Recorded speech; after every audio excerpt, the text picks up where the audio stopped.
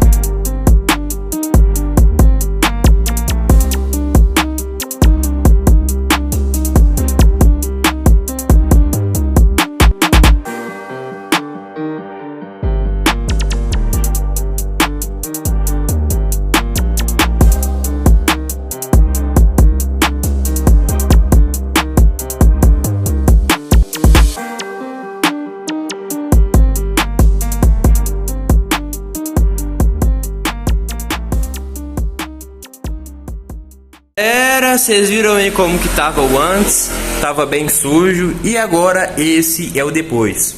Bom, gente, fizemos vários processos nele, passamos também pano por dentro, passamos pano por fora, fizemos todo o processo normal que nós fazemos aqui no canal. E foi um vídeo que teve até uma história por trás, né, por causa da pescaria, que ele ficou muito sujo. Bom, então aqui eu vou estar deixando o resultado final e vou estar encerrando, viu, gente? O antes estava bem sujo e agora esse depois ficou sensacional, galera, que tá à frente dele. Então é isso, hein? Esse aqui é o depois, gente, é o depois. Vamos lá, deixa eu colocar vocês aqui. Bom, galera, muito obrigado para quem assistiu esse vídeo, viu? Eu fico muito feliz. A meta de hoje é ter o mesmo resultado do último vídeo, que bateu 600 visualizações, na nossa Fan 160 de 2026.